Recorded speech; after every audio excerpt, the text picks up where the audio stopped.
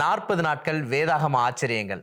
ஒவ்வொரு நாளின் நிகழ்ச்சியின் நிறைவில் 5 கேள்விகள் அந்த நிகழ்ச்சியிலிருந்து கேட்கப்படும். நீங்க சரியான பதிலை கண்டுபிடித்து எங்களுடைய வாட்ஸ்அப் எண்ணுக்கு அனுப்பி வைங்க. இந்த 40 நாளும் 40 எபிசோடையும் பார்த்து சரியான பதிலை எங்களுக்கு அனுப்பி வைக்கக்கூடிய நபருக்கு சிறந்த பரிசை உங்களுக்கு அனுப்பி வைக்க குழுவாக திட்டமிட்டு இருக்கிறோம். ஆமேன். 40 நாட்கள் சிலுவையின் ஆச்சரியங்கள் எனும் இந்த நிகழ்ச்சியை பார்த்து கொண்டிருக்கும் நேயர்களுக்கு இயேசு கிறிஸ்துவின் நாமத்தினாலே எங்கள் அன்பின் வாழ்த்துக்கள். இன்றைய நாள்ல நம்ம வேதாகமத்துல இருந்து ஒரு ஆச்சரியமான பாடத்தை படிக்க போறோம். நம்முடைய இணைந்திருக்கிறாங்க நம்முடைய அருமை நண்பர் பீட்டர் மாதவன் அவர்கள். வாங்க, அவரை நாம் வரவேற்று நிகழ்ச்சிக்குள்ளாக செல்வோம். அருமை சகோதரரே, இந்த நாள்ல இந்த நிகழ்ச்சியின் தலைப்பின் கீழாக நம்ம என்ன ஒரு பாடத்தை படிக்க போறோம்? 40 நாட்கள் சிலுவையின் ஆச்சரியங்கள். சிலுவையை சுற்றி நடந்த முக்கிய நிகழ்வையும் முக்கிய நபர்களை பற்றி நம்ம பார்த்துட்டு வரோம். சரி, இன்றைக்கு ஸ்பெஷலா இயேசு சிலுவையில் ஆணிகளால் அறையப்படுவதற்கு முன்பாக பேசின கடைசி சில முக்கிய வார்த்தைகளை பற்றி பார்க்க போறோம். சரி, ரொம்ப ஒரு எதிர்பார்ப்பா இருக்குது. ஆண்டவர் என்ன வார்த்தைகள் அப்படி பேசியிருப்பாங்க அப்படின்னு சொல்லிட்டு, அது என்ன பேசினாங்க, அது எதற்காக பேசினாங்கன்றத கொஞ்சம் சொன்னீங்கன்னா இந்த நிகழ்ச்சியில நேயர்களுக்கு அது ரொம்பவே பிரயோஜனமா இருக்கும் சகோதரரே. நிச்சயமா ஒரு அழகான வசனம் இருக்கு. முதல்ல அந்த வசனத்தை வாசிப்போம், பிற்பாடு அதை தியானிக்கலாம். வாசிக்கட்டுமா? கண்டிப்பா. லூக்கா 23ஆம் அதிகாரம் 27, 28 வாக்கியங்கள். திரள் கூட்டமான ஜனங்களும் அவருக்காக புலம்பி அழுகிற ஸ்திரீகளும் அவருக்கு பின் சென்றார்கள். இயேசு அவர்கள் முகமாய் திரும்பி, எருசலேமின் குமாரத்திகளே, நீங்கள் எனக்காக அழாமல் உங்களுக்காகவும் உங்கள் பிள்ளைகளுக்காகவும் அழுங்கள். இந்த வசனத்துல நீங்க பாத்தீங்கன்னா யாருக்காக அழ வேண்டாம் என்பதையும் யாருக்காக அழ வேண்டும் என்பதையும் சொல்வதை பார்க்க முடியும். ஆண்டவராகிய இயேசு கிறிஸ்துவுடைய இந்த டீச்சிங் மெத்தட்ஸை நீங்க பாத்தீங்கன்னா செய்ய வேண்டும் செய்ய வேண்டாம் அப்படிங்கறத மாதிரி இருக்கும். உதாரணத்துக்கு, பரலோகத்தில் உங்கள் பொக்கிஷங்களை சேர்த்து வைக்க வேண்டும், பூமியிலே உங்கள் பொக்கிஷங்களை சேர்த்து வைக்க வேண்டாம். அப்ப ஆண்டவர் எங்க சேர்த்து வைக்க கூடாதுங்கிறதையும் சொல்றாங்க, எங்க சேர்த்து வைக்கணுங்கிறதையும் சொல்றாங்க. அதே மாதிரி எப்படி ஜெபம் செய்யணும் அப்படிங்கிறப்போ, வெளியரங்கமாக மனுஷர் காணும்படியா நீங்க ஜெபிக்க வேண்டாம், அந்தரங்கத்தில் உங்கள் பிதா மட்டுமே பார்க்கும்படியாக அறையில் போய் ஜெபியுங்கள் அப்படின்னு சொல்றாரு. அப்ப எப்படி செய்யணும் எப்படி செய்யக்கூடாதுங்கிறத சொல்லி கொடுப்பதே அவருடைய டீச்சிங் மெத்தட் தான். அதுல இதுல பாத்தீங்கன்னா எனக்காக அழ வேண்டாம், இயேசுவுக்காக அழ வேண்டாம் என்று சொல்வதையும், உங்களுக்காக உங்களுடைய பிள்ளைகளுக்காக அழ வேண்டும் அழுங்கள் என்று சொல்வதையும் பார்க்க முடிகின்றது. நன்றி மதன், அந்த கேள்விக்கு நல்ல ஒரு பதில் கொடுத்தீங்க. இப்போ நமக்கு என்ன ஒரு ஆவிக்குரிய பாடம் இந்த வார்த்தைகள்ல இருந்து இருக்கிறது? ஆண்டவராகிய இயேசு கிறிஸ்து எனக்காக அழாதேயுங்கள், அழாமல் அழ வேண்டாம் என்று சொல்வதை பார்க்க முடியுது. சரி, ஏன் அப்படின்னா, ஆண்டவராகிய இயேசு கிறிஸ்து இந்த உலகத்தின் ஒட்டுமொத்த பாவ பாரத்தையும் அவர் சுமந்து கடினமான பாதைகளில் சென்றாலும் அவர் நிச்சயமாக 3ஆம் நாள் என்ன பண்ண போறாரு? உயிர்த்து எழுந்து விடுவார் என்பது நிச்சயமான ஒரு உண்மையாக இருக்குது. அதனால நீங்க எனக்காக என்ன பண்ணாதீங்க, அழாதீங்க. இது தற்காலிகமாக கடந்து போகக்கூடிய ஒன்றாக இருந்தாலும் நிச்சயமாக 3ஆம் நாள் அவர் என்ன பண்ணுவாரு? உயிர்த்தெழுந்து வருவார். அதனால அந்த நிச்சயத்தின் நிமித்தமாக நீங்கள் என்னை குறித்து பரிதாபத்தோடு என்ன பண்ணாதீங்க, அழ வேண்டாம் என்று சொல்லுகிறார். இரண்டாவதாக அவர் சொன்ன விஷயத்துல 2 விஷயம் இருக்கு. உங்களுக்காகவும் உங்க பிள்ளைகளுக்காகவும் என்ன பண்ணுங்க, அழுங்கள் என்று சொல்லுகிறார். உங்களுக்காக அழுங்கள்ங்கிற வார்த்தையை முதல்ல நம்ம சிந்திக்கலாம். பொதுவா பாத்தீங்கன்னா எப்பெல்லாம் அழுவோம் அப்படின்னு பாத்தீங்கன்னா, சில நேரத்துல மரணத்தினால் நம்முடைய உறவுகள் யாரையாவது இழந்தோம் அப்படின்னா நாம அழுவோம்.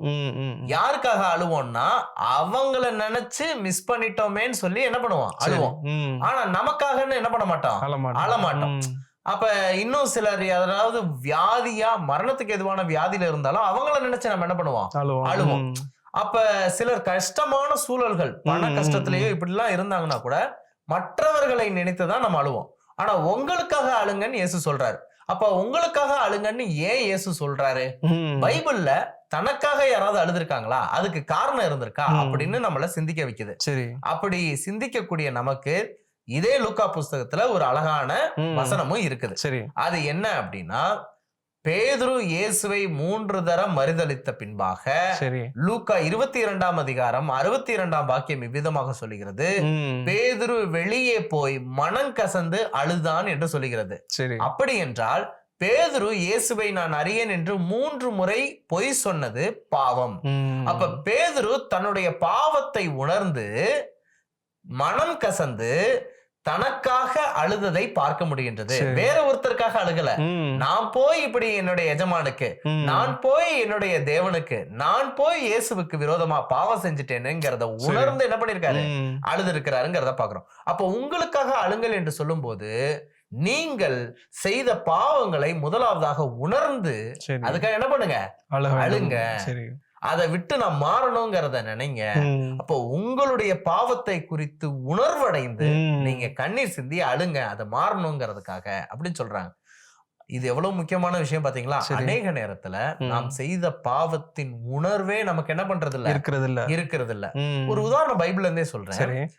தாவீது வாழ்க்கையில் மிகவும் கருமையான ஒரு புள்ளியாக இருந்தது தாவீது பத்சேபாலின் இடத்தில் தவறாக நடந்த காரியம். சரி, அதை மறைப்பதற்காக பத்சேபாலின் கணவனை போருக்கு முன்பாக நிற்க வைத்து அவரும் கொலை செய்யப்படுவதற்கு என்ன பண்ணப்படுறாரு, வாய்ப்பை ஏற்படுத்தி கொடுக்கிறாரு. இப்ப விபச்சார பாவமும் உண்டாயிருச்சு, கொலையும் செய்தாச்சு.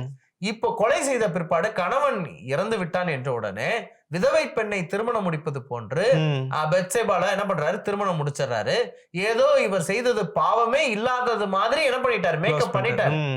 ஆனா பத்சேபாலுக்கும் தாவீதுக்கும் ஒரு குழந்தை ஒன்று பிறக்கிறது.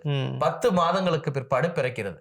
அந்த குழந்தை பிறக்கக்கூடிய அந்த நேரத்திற்கு சற்று முன்பாக யார் வரா அப்படின்னா நாத்தான் தீர்க்கதரிசி வரார். சரி, நாத்தான் தீர்க்கதரிசி வந்து சில ஓமை கதைகளை சொல்லி இவ்விதமாக ஒரு மனிதன் மற்ற மனிதனுக்கு ஆட்டுக்குட்டிகளை திருடி தீங்கு விளைவித்து விட்டான் என்று சொல்லும் போது அப்படிப்பட்ட மனிதன் யார் என்று கேட்கும் போது அது நீர்தான் சொல்லிட்டு ராஜாவை சொல்றாங்க. அப்ப 10 மாசமா பத்சேபாலிடத்தில் தவறு செய்ததையும் பத்சேபால் கணவனுக்கு துரோகம் விளைவித்ததையும் உணராத நபரா யார் இருந்தானா, தாவீது இருந்தார். 10 மாசம் கழிச்சு நாத்தான் வந்து சொல்லும் போதுதான் என்ன பண்ண உணர்றாரு.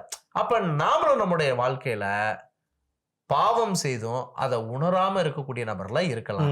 பரலோகத்தின் தேவனே, உம்முடைய வேதத்தின் மூலமாக, உம்முடைய ஊழியக்காரர்கள் மூலமாக எங்களுடைய பாவங்களை என்ன பண்ணுங்க, உணர்த்துங்க அப்படின்னு சொல்லி நமக்காக நம்முடைய பாவத்தை உணர்ந்து அழக்கூடிய நபர்களா இருக்க வேண்டும் என்பது அந்த 2வது கருத்துல உள்ள முதல் பாயிண்டா இருக்குது.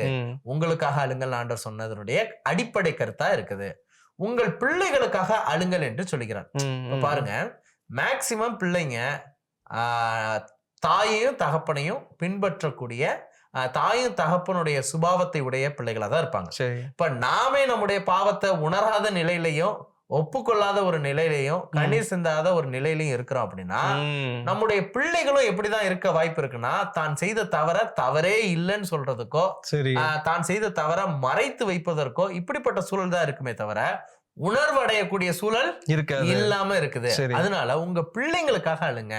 உங்க பிள்ளைகள் செய்யக்கூடிய தவறுகளுக்காக அவர்கள் உணர்வு அடையணுங்கிறக்காக என்ன பண்ணுங்க, அழுது ஜெபம் பண்ணுங்க அப்படின்னு சொல்றத பார்க்க முடியுது. இத நடைமுறை வாழ்க்கையிலையும் நாம சற்று சிந்தித்து பார்க்கணும். இப்ப உள்ள நவீன காலத்துல குழந்தைகள் குறிவைக்கப்படுவதை பார்க்க முடியுது. உதாரணம் சொல்லணும் அப்படின்னா, என்னுடைய கரங்கள்ல ஒரு டிவைஸ் இருக்குது. இது என்ன கருவி? Mobile device. இந்த கருவியினால் அநேக தீமைகளும் இருப்பதை பார்க்க முடிகின்றது. அநேக குழந்தைகள் இந்த செல்போனுக்கு அடிமையாக இருக்கிறாங்க. சில பேர் கேம்ஸ் விளையாடுறதுல அடிக்ஷனா இருக்கிறாங்க. கேம் அடிக்ஷன் இருக்கு. அந்த கேம்ஸ் பாத்தீங்க அப்படின்னா வயலண்ட் கேம்ஸா இருக்கு. எங்க பார்த்தாலும் துப்பாக்கி எடுத்து சுடுறது, ஓடுறது, இப்படிப்பட்ட கேம்ஸ் அதிகமா பிள்ளைங்க என்ன பண்றாங்க, விளையாண்டுகிட்டு இருக்கிறாங்க. அது மட்டுமா அப்படின்னு பார்த்தா இன்னும் சில தவறான போன் அடிக்ஷன், சில தவறான படங்கள் பார்க்கக்கூடிய அடிமைத்தனத்துக்கு சிறு வயதிலே குழந்தைங்க உட்படுத்தப்படுறதையோ அந்த சோதனைக்கு விழுகிறதையும் என்ன பண்ண முடியுதுன்னா பார்க்க முடியுது. இன்னும் சில பேர் பாத்தீங்கன்னா அநேக மணி நேரங்கள் செலவு பண்ணக்கூடிய இந்த சினிமா பார்ப்பதற்கான சூழல் இருப்பதையும் பார்க்க முடியுது. ஒரு 3 மணி நேரம், 2 மணி நேரம், 4 மணி நேரம் தொடர்ச்சியா சினிமா பார்க்கக்கூடிய ஒரு பழக்கம் இருக்கிறது. நேரத்தை விரயம் செய்யக்கூடிய ஒரு காரியமாக இருக்குது. இன்னும் இந்த சோசியல் மீடியால யூடியூபோ, ஃபேஸ்புக்கோ, இன்ஸ்டாகிராமோ இதுல என்ன பண்றாங்கன்னு ஸ்வைப் பண்ணி ஸ்க்ரால் பண்ணி பார்த்துக்கிட்டு இருக்கிற பழக்கம் இருக்கு. இப்படியா நவீன காலத்துல இந்த ஒரு டிவைஸ்லயே இவ்வளவு பிரச்சனைகள் என்ன பண்ணுது இருக்குது. இன்னும் பலவிதமான சோதனைகள் குழந்தைகளுக்கு அந்தந்த வயதுக்கு ஏற்றாற்போல் இருக்குது. ஆனா இப்படிப்பட்ட அடிமைத்தனத்துல இருக்கிறோம் அப்படிங்கிறத குழந்தைங்க உணர்ந்து வெளியில வர்றதுங்கிறது ரொம்ப கடினமான ஒரு செயலாக என்ன பண்ணுது இருக்குது. முன்னாடி எல்லாம் பாத்தீங்க அப்படின்னா வீட்டுக்கு யாராவது உற்றார் உறவினர் வந்தாங்கன்னா குழந்தைங்களை போய் விஷ் பண்ண சொல்லி பழக்கப்படுத்துவாங்க. குழந்தைங்க போய் என்ன பண்ணுவாங்கன்னா மாமா அத்தை நல்லா சோசியலா பேசுவாங்க. இப்ப இந்த மொபைல்ல அதிகமா குழந்தைங்க நேரம் செலவு பண்றதுனால கூட இருக்கிறவர்கள் மத்தியில நேரம் செலவு பண்றது, பேசுறது, இது எல்லாமே குறைந்து விடுகிறது. அது மட்டும் இல்ல, நீங்க மொபைல்ல யூஸ் பண்ணக்கூடிய ரொம்ப விஷயங்கள் பாத்தீங்கன்னா சிந்திக்க வைக்கக்கூடியதா இல்லாம செஞ்சதே திரும்ப செஞ்சுக்கிட்டே இருக்கிற மாதிரி இருக்கும்.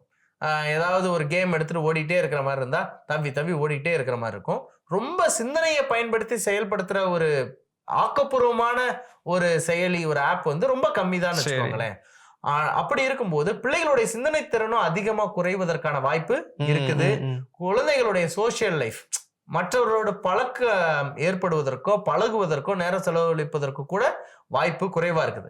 கொஞ்ச நேரம் பேசிட்டு எனக்கு போர் அடிக்குதுன்னு சொல்லிட்டு எதை எடுத்துருவாங்க, போன் எடுக்கிறதுக்கு வாய்ப்பு இருக்கு. அப்ப குழந்தைகள் இந்த நவீன காலத்தில் அதிகமான குறிவைக்கப்படுகிறார்கள்ங்கிறத பாக்குறோம். அதாவது தவறான காரியங்கள் வழிநடத்தப்படுவதற்கான சூழல் அதிகமா இருக்குங்கிறத பாக்குறோம். இப்படிப்பட்ட சூழல்ல நம்ம பிள்ளைங்க நீடித்திருக்க நம்ம ஆசைப்படுவோமா அப்படின்னா நிச்சயமா இல்லை. ஒரு தகப்பனும் ஒரு தாயும் முதலாவது தான் செய்த தவறுகளை முதலாவது உணர்ந்து அழுக வேண்டும். பிற்பாடு நம் பிள்ளைகள் எல்லாம் இப்படிப்பட்ட தவறுகளை உணர்ந்து இதுல இருந்து விடுபடுவதற்கான பலன் பரலோகத்திலிருந்து கொடுக்கப்படணுங்கிறதுக்காகவும் என்ன பண்ணணும், ஜெபம் பண்ணணும். இதுதான் நடைமுறைக்கு ஏற்ற ஆவிக்குரிய பாடமாக இருக்குது. இதை கேட்டுக்கிட்டு இருக்கிற பெற்றோருக்கு தாழ்மையான விண்ணப்பம் என்ன அப்படின்னா, இந்த 40 நாட்கள்ல இயேசுவின் தியாகத்தை நினைக்கும் போதெல்லாம் நமக்கு சில நேரம் கண்ணீர் வரலாம். ஆனா அதை தாண்டி இயேசு எதை நினைத்து அழுக வேண்டும் என்று நினைக்கிறார் என்றால், நாம் எவ்வளவு பெரிய பாவி, இன்னும் எவ்வளவு பாவத்தை உணராம இருக்கணும், அதை நினைச்சு என்ன பண்ணணும்னு நினைக்கிறாரு, அழ வேண்டும் நினைக்கிறாரு. நம்முடைய பிள்ளைகளுக்காக ஒருவேளை ஜெபம் பண்ற மனசே இல்லாம இருக்குது, பிள்ளைகளை நம்முடைய ஜெப குறிப்புல பெருசாவே நம்ம வச்சுக்கல அப்படின்னு இருக்கக்கூடிய பெற்றோர்கள் நம்ம பிள்ளைங்களுக்காக இனிமேல் ஊக்கமா ஜெபம் பண்ணுங்கிற முடிவுக்கு வரணும், தீர்மானத்துக்கு வரணும்னு ஒரு விண்ணப்பமா, ஒரு ஹம்பிள் ரெக்வெஸ்டா நான் வைக்கிறேன். ஓகே, ரொம்ப பிரயோஜனமான ஒரு சத்தியத்தை படித்தோம் சகோதரரே. ஆண்டவராகிய இயேசு கிறிஸ்து பேசிய கடைசி வார்த்தைகள், அதாவது சிலுவைக்கு முன்பதாக, சிலுவையின் தியாகத்திற்கு முன்பதாக பேசிய கடைசி வார்த்தைகள்னு சொல்லி நல்ல ஒரு சத்தியத்தை படித்தோம். இதன் மூலமாக நடைமுறை வாழ்வில் நாம் எப்படி சாத்தியப்படுத்தி கொள்ள வேண்டும் என்றதை குறித்து ரொம்ப எளிமையாக சொல்லி கொடுத்தீங்க. இதை பார்த்துட்டு இருக்கிற நேயர்களுக்கு ரொம்பவே இது பிரயோஜனமா இருக்கும்ட்டு நான் கர்த்தருக்குள் விசுவாசிக்கிறேன். மீண்டும் ஒரு நிகழ்ச்சியில் நாங்கள் உங்களை சந்திக்கிறோம். தேவன் உங்களோடும் உங்கள் குடும்பத்தோடும் இருப்பாராக. ஆமேன். ஆமேன். நண்பரே, பிரியமான நேயர்களே, இந்த சத்திய பாடம் உங்களுக்கு ரொம்ப யூஸ்ஃபுல்லா இருக்கும்ட்டு நான் நம்புகிறேன். தொடர்ந்து எங்களோட இணைந்திருங்க. மீண்டும் ஒரு நிகழ்ச்சியில் நாங்கள் உங்களை சந்திக்கிறோம். தேவன் உங்களையும் உங்கள் குடும்பத்தையும் விசேஷ விதமாக ஆசீர்வதிப்பாராக. ஆமேன்.